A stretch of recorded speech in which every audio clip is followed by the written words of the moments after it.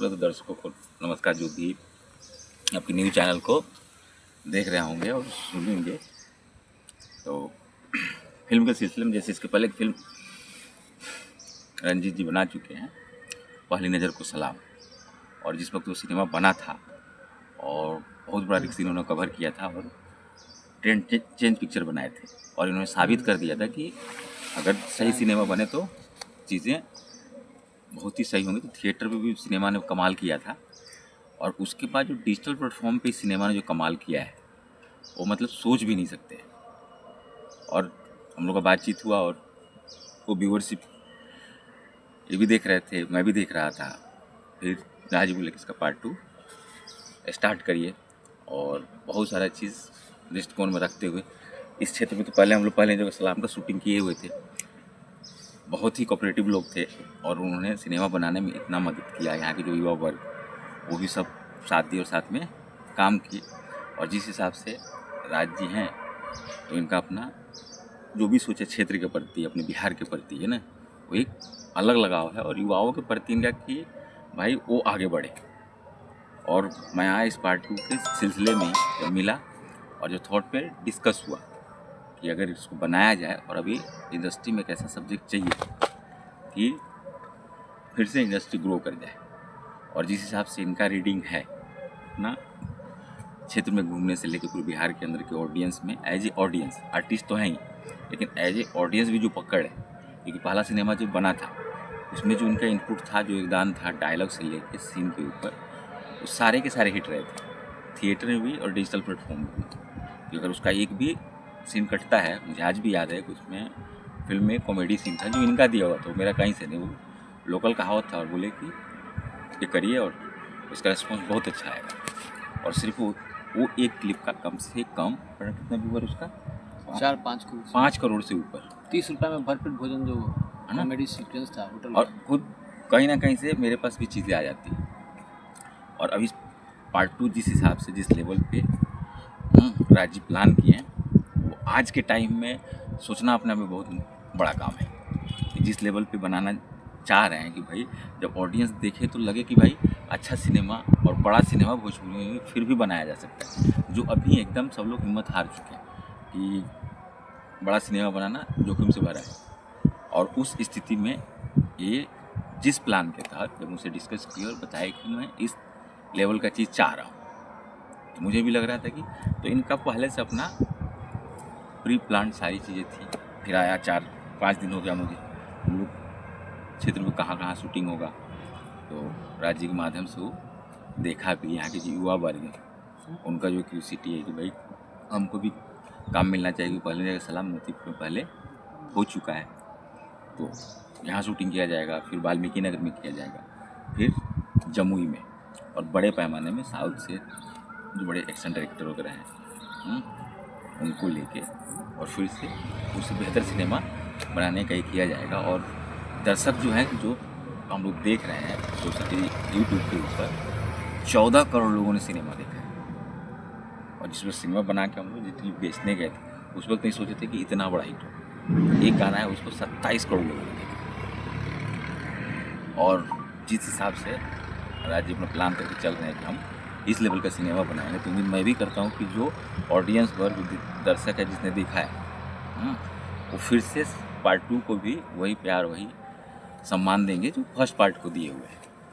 तो एक अच्छा प्रयास है आज के टाइम में राज्य की तरफ से, और ख़ास करके यहाँ का जो युवा वर्ग है और इनका सोच और थिंकिंग जो है अपने क्षेत्र के प्रति, और उसमें एक सिनेमा के माध्यम से जो बताना चाह रहे हैं, ताकि वो प्रेरणा मिले युवाओं को। अच्छा, देखा जाता है अमूमन कि भोजपुरी सिनेमा में अश्लीलता परोसी जा रही है। ऐसे में फिर फिल्म की करने की बात आप लोग कर, क्या अंतर होगा, क्या समाज को इससे कुछ लाभ मिल सकता है? जैसे अभी देखेंगे ना, तब अश्लीलता जो है वो एकदम कम बंद ही हो गया, क्योंकि सिंगल थिएटर अभी कम हो गया, मल्टीप्लेक्स है ना। और आज एक अच्छा सिनेमा चाहिए मल्टीप्लेक्स को कवर करने के लिए, क्योंकि हमारे भोजपुरी को मल्टीप्लेक्स में देखने कोई नहीं जाता, हीरो कोई भी कितना बड़ा। और जो चैनल की फिल्में बन रही हैं वो सामाजिक ही बन रही है, सास बहू भी है, लेकिन वो लोग भी सास बहू से हट नहीं रहे, कुछ नया प्रयोग कर नहीं रहे हैं। और आज एक एक्सपेरिमेंटल सिनेमा का ज़रूरत है कि हम देखें कि ऑडियंस क्या चाह रही है। और सबसे धन्यवाद ऑडियंस का कि ऑडियंस आज के टाइम में कंटेंट देख रही है। पहले चीज़ें हीरो ओरिएंटेड थी कि भाई हीरो को देखने जाते थे, आज आप कंटेंट कितना तगड़ा लेके आ रहे हैं। और पार्ट 2 का जो आइडिया राज जी मुझे बताए तो मैं भी चौंक गया कि इतना खूबसूरत ढंग से कैसे इसको लाइन अप किया। और मैं सुनते ही उसको ओके किया कि किसी को भी सुनाया जाएगा तो वो लाइन पसंद आना ही है सब्जेक्ट। उसमें मैं स्क्रीन प्ले करूँगा, डायलॉग करूँगा और सब्जेक्ट सेंस इनका बहुत ही तगड़ा है। तो राइटिंग में भी हम लोग इन्वॉल्व होकर काम करते हैं। म्यूजिक में इनका तगड़ा सेंस है ना। पहला भी हम लोग पहले सलाम बनाए थे तो आप समझ जाइए कि 60% म्यूजिक में इनका योगदान है। गानों के सिलेक्शन से लेकर पोइट्री बोल क्या रहेगा कि ताकि लोगों को अच्छा लगे। और जो मैं बता रहा हूँ कि 27 करोड़ लोगों ने गाना देखा है तो क्रिएशन लेवल पे भी इनका बहुत सारा योगदान और मेकिंग लेवल पे भी। तो अश्लीलता जो आप बता रहे हैं वो ना मात्र का होगा क्योंकि अब चीज़ें एकदम हट गई हैं। अभी कंटेंट वाइज सिनेमा होगा जो दर्शक देखेंगे तो संतुष्ट होंगे। नहीं, एक अच्छा सिनेमा बनाने में हम लोग कामयाब हुए हैं। और जिस ध्येय से हम लोग काम कर रहे हैं, जो मिशन राज जी का है कि हमको इस पॉइंट को छूना है, तो मेहनत करेंगे, उस चीज़ को छुएंगे और हमारे दर्शक उसका सम्मान करेंगे। क्या परिचय हो गया? परिचय आपका क्या हो गया? परिचय से संतोष मिश्रा, राइटर आप गूगल भी करेंगे तो निरहुआ रिक्शा वाला, पटना से पाकिस्तान, मुकामा 0 किलोमीटर। अभी लेटेस्ट वेलकम आया था जो मनी मिराज को लेकर, सुपर डुपर हिट रहा। और जहाँ थिएटर नहीं चल रहा था 8 साल से, उस पर पब्लिक आई और जम के सिनेमा चला। फिर से मोतीपुर को सुनहरा अवसर मिलने जा रहा है और फिल्म यहाँ पर फिर से फिल्म बनने जा रही है, तो क्या लगता है इसे आने वाले समय में मोतीपुर का यह बहुत बड़ा भविष्य होगा? फिल्म सिटी जैसा चीज़ भी मोतीपुर में हो सकता है क्या? निश्चित। सबसे पहले आप तमाम जितने भी मीडिया के साथी हैं, आपके चैनल के माध्यम से पूरे बिहार के दर्शकों को, भोजपुरी भाषियों को नववर्ष की हार्दिक हार्दिक शुभकामनाएं। देखिए, मैं आपको एक बात बता रहा हूँ, मोतीपुर की आप बात कर रहे हैं। भोजपुरी सिनेमा जब जब डगमगाया है तब तब कोई न कोई एक ऐसी स्टोरी आई है जो इंडस्ट्री को फिर से खड़ा किया। भोजपुरी इंडस्ट्री जब पूरी तरह से डगमगा गई थी तो मनोज तिवारी जी लाए थे ससुरा बड़ा पैसा वाला और पूरी इंडस्ट्री को खड़ा कर दिया। फिर चलिए, फिर थोड़ी सी डैमेज होने लगी तो इनके राइटिंग में निरहुआ रिक्शा वाला, एक आम मास आदमी की कहानी, एक गांव के एक ऐसे रिक्शा वाला की कहानी कोई सपना में भी नहीं सोच सकता। इतनी हिंदी सिनेमा बनी, इतनी साउथ की सिनेमा बने, कोई सोच भी नहीं सकता था कि एक रिक्शा वाले की कहानी पर्दे पे दिखा दी जाएगी। और पिक्चर का नाम निरहुआ रिक्शा वाला आया और पूरे पिक्चर ने ब्लॉकबस्टर पिक्चर हिट हुआ और पूरे बिहार, पूरे देश के हर आदमी को लगता था कि ये उसकी अपनी कहानी है, आम आवाम की कहानी है। फिर पिक्चर इंडस्ट्री चलने लगी, फिर इंडस्ट्री थोड़ा सा अनबैलेंसिंग हुई। फिर दिनेश लाल यादव जी लेकर आए निरहुआ हिंदुस्तानी, उसने पूरे पिक्चर का पैटर्न बदल दिया। उसी समय पटना से पाकिस्तान भी लेकर के आए दिनेश लाल जी को लेकर के और देशभक्ति फिल्मों की सिलसिला शुरू हो गई। भोजपुरी के बारे में जो बोला जाता है कि चोली, भौजी, भतार, यही सब भोजपुरी वाले कर सकते हैं। इन तमाम चीज़ों को एकदम एक झटके में इन लोगों ने उड़ा दिया पटना से पाकिस्तान ला करके और ज़बरदस्त देशभक्ति सिनेमा बना और पूरे भोजपुरी इंडस्ट्री देशभक्ति की उत्तर तब मुड़ गए। उसके बाद लगातार देशभक्ति पिक्चर चलने लगी। अब उसके बाद पैटर्न चेंज लोग नहीं कर पा रहे थे। बीच में इधर सास बहू की चल रही थी। हमारे पास बहुत सारे डायरेक्टर, बहुत सारे राइटर, बहुत सारे प्रोड्यूसर अप्रोच कर रहे थे कि भाई आपके पास जो टाइटल है पहली नज़र को सलाम पार्ट 2 वो आप हमको दे दीजिए, हम बनाना चाहते हैं। और पब्लिक का भी डिमांड बहुत ज़्यादा है। 27 करोड़ एक गाना है, 14 करोड़ लोग पिक्चर देखे हैं। ट्रेलर जो है कि 30 करोड़ से ज़्यादा लोगों ने ट्रेलर देखा है। टेलीविज़न पे हर सप्ताह पिक्चर आ जाता है, कभी भोजपुरी सिनेमा पे, कभी दबंग पे, कभी बिग गंगा पे। तो मतलब इस पिक्चर को लेके पूरे बिहार और पूरे हिंदुस्तान में जो भोजपुरी भाषी के अंदर, लोगों के अंदर क्यूरियोसिटी रही। मैं पूरे भारत का भ्रमण करता हूँ, नासिक जा रहा हूँ, महाराष्ट्र जा रहा हूँ, दिल्ली जा रहा हूँ, पुणे जा रहा हूँ, जहाँ जा रहा हूँ लोग बोल रहे हैं सर आपका पार्ट 2 कब आएगा? मैंने आपकी मूवी देखी थी, बहुत अच्छी मूवी थी, बहुत अच्छी स्टोरी थी, पार्ट 2 कब आएगा? क्षेत्र में निकल रहे हैं जनता के बीच, तो आम युवा कहता है सर पार्ट 2 कब आएगा, पार्ट 2 कब आएगा? मेरे पास बहुत सारे राइटर प्रोड्यूसर हैं, लेकिन हमको समझ में नहीं आ रहा था सबकी कहानी, सबकी बातें, जो ऑथेंटिक, जो कहानी के साथ न्याय कर सके। और मैंने डेवन में पहले भी कहा है आज भी मैं कम से कम 100 से ज़्यादा गाने गाया हूँ मैं टी सीरीज़ के लिए, वर्ल्ड वाइड के लिए, वेब के लिए। लेकिन मैं पहले भी बोलते आ रहा हूँ, आज भी बोलता हूँ कि मेरी फिल्मों में, मेरे गानों में भतार, भौजी, चोली ये सब नहीं चलता है। न मैं इस तरह के गाने गाता हूँ और न मैं इस तरह के गाने का मैं समर्थक हूँ। तो वो पहली नज़र को सलाम भी जब मैंने मूवी बनाई थी तो इस बात को मैंने सबसे पहले ध्यान में दिया था कि इस फिल्म के जितने भी गाने बन रहे हैं वो गाने सबसे पहले मैं अपने घर के माँ बहन को भेजूँगा। अगर मेरे घर में वो गाना टेलीविज़न पे बज पाएगा तभी मैं समझूंगा कि मैं एक सक्सेस व्यक्ति हूँ, मैं भोजपुरी के प्रति अच्छा सोचता हूँ।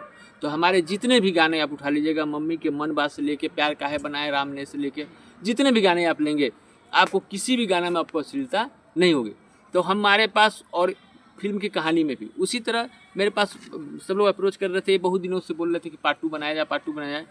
लेकिन जब मैं पूरी तरह से स्टोरी को समझा हूँ, स्क्रिप्ट को समझा हूँ, मुझे पूर्ण रूप से विश्वास हो गया कि इस फिल्म को करने से मेरे बिहार का इमेज, मेरे भोजपुरी इंडस्ट्री का इमेज, मेरा खुद का इमेज नहीं खराब हो सकता है, बल्कि आने वाले जनरेशन के लिए एक मैसेज हो सकता है। जो युवा पीढ़ी सिनेमा की दुनिया में आना चाहती है उसके लिए दरवाजे फिर से खुल सकते हैं।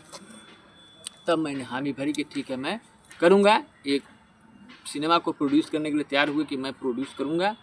प्रोड्यूस ये करेंगे, सिनेमा जो चलेगी, जो कमाएगी, उसका प्रॉफिट लॉस वगैरह टोटल इनका है। हमें सिर्फ इन्होंने मामूली रकम मेहनताना के तौर पे दिया। चूँकि हमारी मित्रता बहुत ज़्यादा है, पैसा बहुत ज़्यादा मायने नहीं रखता है, तो मैं एक्टिंग के लिए तैयार हुआ हूँ। मैंने इनकी जो कहानी थी उसको मैंने सुना, बाद में मैंने अपना नरेशन सुनाया। मेरा नरेशन इनको बहुत बेस्ट लगा और इनको लगा कि नहीं, इस नरेशन से फिर से इंडस्ट्री जो है टेक ऑफ कर सकती है। तो उस नरेशन पे 4-5 दिनों से बात चल रही थी, रात जाकर के स्क्रिप्ट फाइनल हुई और लोकेशन इन्होंने देखा है। लोकेशन इन्होंने कहा कि हम वाल्मीकि नगर में शूट करेंगे, जमुई में शूट करेंगे और यहाँ भी शूटिंग करेंगे मोतीपुर में। और यहाँ के स्थानीय युवाओं को भी हम काम देंगे। अभिनय के क्षेत्र में 3-4 लोग आकर के इनसे मिले हैं जिनको एक्टिंग में काम करना था, जिनको हिसाब से कहानी में अगर उस तरह की उनकी रोल थी तो उन्होंने हामी भरी है। तो एक मैसेज ये ज़रूर है पूरे बिहार के लिए, पूरे मोतीपुर के लिए, पूरे भोजपुरी के लिए, पहली नज़र सलाम पार्ट 2 जो आ रही है पिक्चर, निश्चित तौर पे इससे फिर से इंडस्ट्री टेक ऑफ करेगी। ये कब तक आ जाएगी ये सिनेमा? ये फरवरी में, एक मिड फरवरी में पिक्चर की शूटिंग स्टार्ट करेंगे और मुझे लगता है कि मई फर्स्ट वीक या मई सेकेंड वीक तक पिक्चर फर्स्ट वीक पकड़ लिए सिनेमा घरों में रिलीज होगी। और ये भोजपुरी की शायद मुझे लगता है कि पहली पिक्चर होगी जो सिनेमा हॉल के साथ साथ OTT प्लेटफॉर्म पर भी एक साथ पूरे हिंदुस्तान में रिलीज होगी। हिंदुस्तान क्या करें, पूरे विश्व में रिलीज होगी। क्योंकि OTT पे इसको रिलीज़ करने का मेजर जो कारण है, पहली नज़र को सलाम भोजपुरी इंडस्ट्री की बहुत कम ऐसे सिनेमा है जिसमें पहली नज़र को सलाम का भी नाम है कि जो पिक्चर पाकिस्तान में भी लगी थी। ये आप लोगों को, बहुत कम लोगों को मालूम होगा, ये पिक्चर पाकिस्तान में भी लगी थी, पाकिस्तान में भी ये पिक्चर दिखाई गई थी। पाकिस्तान के फिल्म क्रिटिक्स जो होते हैं, बजाते इस फिल्म पे उन्होंने क्रिटिक्स किया हुआ है 1 घंटे का, आप यूट्यूब पे उसको देख सकते हैं। ये भोजपुरी की पहली फिल्म थी जिसका म्यूजिक लॉन्च हिंदी सिनेमा के सदाबहार अभिनेता श्री जितेंद्र साहब ने मुंबई में किया था, अंधेरी में। और पूरी बॉलीवुड और पूरी भोजपुरी दोनों ने इसके ट्रेलर लॉन्चिंग को, म्यूजिक लॉन्चिंग को बहुत ही सराहा था। भोजपुरी के सारे नामी गिरामी जितने हस्ती हैं, जितने पावर स्टार, सुपर स्टार जितने लोग हैं, सब लोग आए थे उस कार्यक्रम में। और निश्चित तौर से फिर से पहली नज़र को सलाम के आने के बाद एक टेक ऑफ इंडस्ट्री फिर से करेगा और बहुत बड़े लेवल पे पिक्चर को रिलीज़ करने का इन्होंने प्लानिंग किया है, इन्होंने बात किया है। और मैं एक्टिंग के लिए हूँ, एक्टिंग करूँगा और मैं अपना 100% जो एज ए एक्टर मैं दे सकता हूँ, जो मैंने पहले पार्ट 1 में दिया है, वो 10 साल हो गए पार्ट 1 को बने हुए। इस 10 सालों में बहुत कुछ में बदलाव आया है, पूरी हिंदुस्तान बदल चुकी है, एक्टिंग की भाषा बदल चुकी है, तकनीक बदल चुकी है। तो आज का जो वर्तमान तकनीक है उसको ध्यान में रखते हुए 100% हमसे जितना हो सकता है मैं एज ए एक्टर इसमें काम करूँगा। और मैं कोशिश करूँगा कि दर्शक अगर 10 रुपया, 20 रुपया, 2 रुपया खर्च करके अगर हमारे पिक्चर को देखने जा रहे हैं तो उनको सिर्फ और सिर्फ एंटरटेनमेंट उनको मिलना चाहिए।